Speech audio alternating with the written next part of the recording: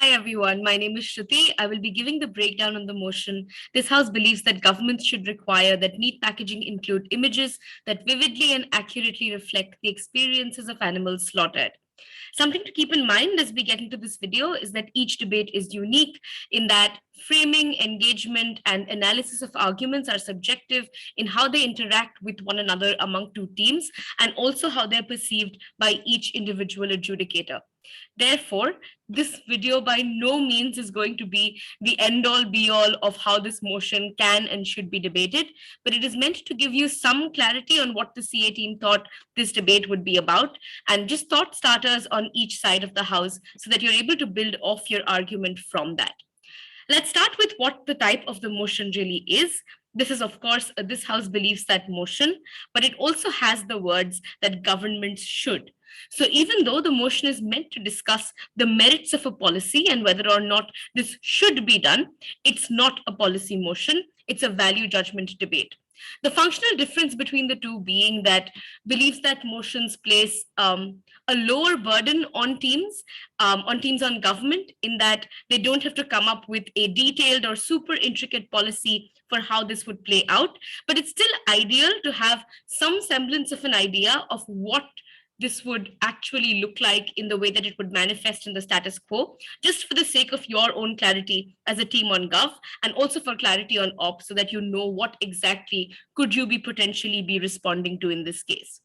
For this motion, this could potentially look like governments going ahead and imposing fines, potentially shutting down operations of manufacturers that refuse to comply. An interesting thing to read up about on this idea is tobacco packaging across several countries. For instance, countries like India and Philippines mandate graphic warning labels, or GWLs, which is essentially a super graphic image of an individual suffering from either lung cancer or mouth cancer as a result of tobacco consumption on the packet of the tobacco itself. Alternatively, there are countries like Australia which mandate things like plain packaging of goods such as tobacco, i.e., the packets cannot be made to look appealing to regular consumers. They're meant to be absolutely plain with only the name of the brand on it, and they're not allowed to do anything beyond that. It's interesting to read up about these things because it delves into the notion of advertising and packaging, whether or not it can actually go ahead and influence consumer preferences, whether or not they're as effective as some people believe they are, given that tobacco consumption is still pretty prevalent in all of these countries. It's just something interesting for you to read, and also something that you can base off your idea and perception of this debate. I personally believe it's always really convenient and also easy to go back to actual things that happen in the real world so that you can build better models for your debate arguments as well.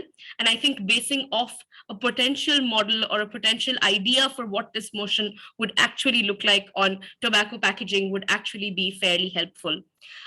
Okay. I think the second thing to think about is in terms of establishing symmetry. So on both sides, I think teams need to be super clear about what changes and what does not. In this motion, we're not banning meat, we're not penalizing its consumption. The only change and the only delta that is going to exist on either sides of the house is whether or not meat packaging is going to look the way the motion describes that it will. Therefore, any and all impacts that you want to argue in the debate have to be analyzed in a manner that you can prove that they stem from only the packaging changing while everything else remains the same. With that out of the way, I think let's get into the arguments that we thought each side could potentially argue. I'm going to start with government first and then move to opposition. I think in terms of what prop can argue within this round, I think the first thing to cover is what is the point of this visceral imagery?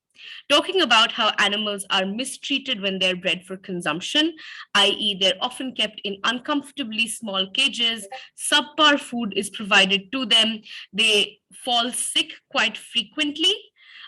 Therefore, having images of such suffering is likely to generate a stir of emotions, some semblance of sympathy in people, which may potentially lead to two outcomes. I'm going to divide these outcomes and their impacts separately just so that it's easier to follow. The first outcome could be that people are turned off from consuming meat altogether because their conscience tells them that they are a part of this problem that the image on the package itself is reflecting, and that this is something that they should not be doing. Therefore, meat consumption levels end up going down across the world. This may be good for several reasons, including but not limited to talking about the lives of animals and why they deserve to be treated better. I think this analysis would involve talking about how they're vulnerable creatures that are often dependent on humans for their welfare. Humans have historically committed several atrocities on animals, their habitat, the environment that was theirs as much as it was ours. Given that we are higher up on the food chain, we possess a greater extent of sentience. Therefore, there exists some sort of a moral obligation, a responsibility, and we owe it to these animals to look out for what is best for them. Therefore, we shouldn't go ahead and consume them. I think this is what would qualify as the principle on proposition. In terms of practical impacts of low meat consumption, these could be along the lines of how this is something that is good for the environment, i.e., factory bred animals contribute significantly to the production of greenhouse gases. I think it's really helpful to read up about the way that particularly cows are bred, why that's likely to lead to an increase in greenhouse gases and how bad the impact of that can be upon our environment. The second thing to talk about is these farms are often really, really large, and they're quite often built on arable lands. So if these farms were to gradually begin shutting down because the overall consumption of meat is something that is decreasing, you now have greater land, potentially for agricultural cultivation, but also potentially for an increase in housing or for infrastructure to be developed within such areas. Finally, we can also talk about how there exist overarching health benefits that exist for humans as well if meat consumption were to go down, i.e., scientifically, there have been links shown of high cholesterol being linked to a high intake of meat as well. So we're essentially being able to benefit human beings, the environment, the extent of our development in the form of infrastructure and land, as well as animals themselves by being able to protect their lives in a manner that we haven't done up till this point. The second outcome that I think proposition can argue in favor of is that people would begin to rally that these animal farms change their practices and take up practices that are more humane in nature, right? The way that you can argue this is talk about how there is now going to be an increase in awareness amongst the people about what actually happens behind the scenes of when they're having, like, say, a great steak for dinner. This is good because if meat consumption is going to remain the same on both sides of the house, which is something that I think OP will quite intuitively argue in that people have been eating these things for centuries on the end. They're unlikely to stop now just because the packaging itself has changed. It's important to also take that worst case into consideration.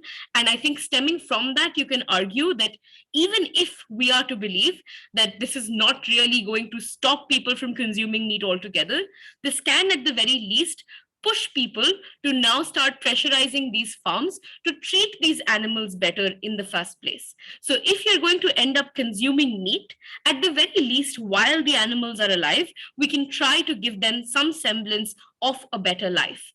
And I think this is potentially more engaging with what opposition is going to argue, but I would recommend going for the first outcome first and try to push that first, because I think that probably gives you a greater margin in terms of the impacts that you're able to materialize within the debate. But I think the second one works as well in that it's probably a more level playing field and allows OP to say more things.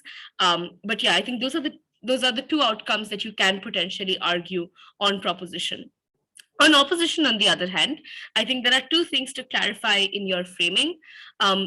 The fact that you're probably going to aggravate a lot of these manufacturers themselves.